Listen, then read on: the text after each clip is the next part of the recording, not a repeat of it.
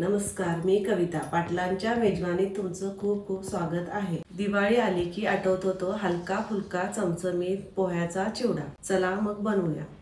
1 kilo पातळ पोहे, 200 gram शेंगदाणे, सुक्या खोबऱ्याचे पातळ काप 100 ग्रॅम, फुटाण्याची डाळ 100 ग्रॅम, काही काजूचे तुकडे, पिठी साखर 2 चमचे, जिरे पूड 1 चम्मच, कढीपत्ता 1 वाटीभर, चवीपुरते मीठ, हळद अर्धा चमचा, थोडासा हिंग.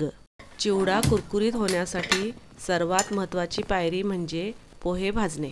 पॅनमध्ये आपण थोडे थोडे करून पोहे मंद आचेवर भाजून घेणार आहोत. पोहे सतत हलवत राहा म्हणजे ते करपणार नाहीत. साधारण 5 ते 7 मिनिटात पोहे छान कुरकुरीत होतात. पोहे भाजले गेले आहेत की नाही हे ओळखण्यासाठी थोडे पोहे हातात घेऊन दाबून बघा. असा सहज चुरा झाला की समजायचे पोहे तयार आहेत. आता हे पोहे आपण एका मोठ्या परातीत किंवा भांड्यात काढून घेऊया. आता आपण चिवड्यात घालणारे बाकीचे साहित्य तळून घेऊ. कढईत थोडे तेल घेऊन आधी शेंगदाणे मंद आचेवर खरपूस तळून घेऊया. शेंगदाणे तळून झाले की ते काढून घेऊ. त्याच तेलात डाळ तळून घेऊ. डाळ तळून झाली आहे.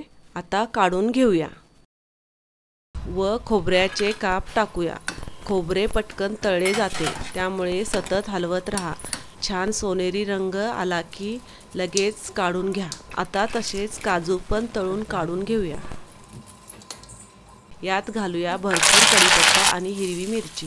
एक महत्त्वाची टीप, मिरची आणि कढीपत्ता पूर्णपणे कुरकुरीत होईपर्यंत तळा म्हणजे आपला चिवडा मऊ होणार नाही. आता यात हिंग आणि हळद घालून मिक्स करूया आणि लगेच गॅस बंद करूया, नाहीतर हळद करपू शकते. आता ही गरमागरम फोडणी आपल्या पोह्यांवर ओतून घेऊया. आता वरून जिरेपूड, चवीपुरते मीठ आणि थोडी पिठी साखर घालूया. पिठी साखरेमुळे तिखट, आंबट, गोड चव छान बॅलन्स होतो. आता सर्व साहित्य हलक्या हाताने पण व्यवस्थित मिक्स करून घेऊया. बघा किती सुंदर पिवळा रंग आला आहे. आता चिवडा पूर्णपणे थंड होऊ द्यायचा आहे. चिवडा थंड झाल्यावरच तो हवाबंद डब्यात भरा म्हणजे तो महिनाभर कुरकुरीत राहील.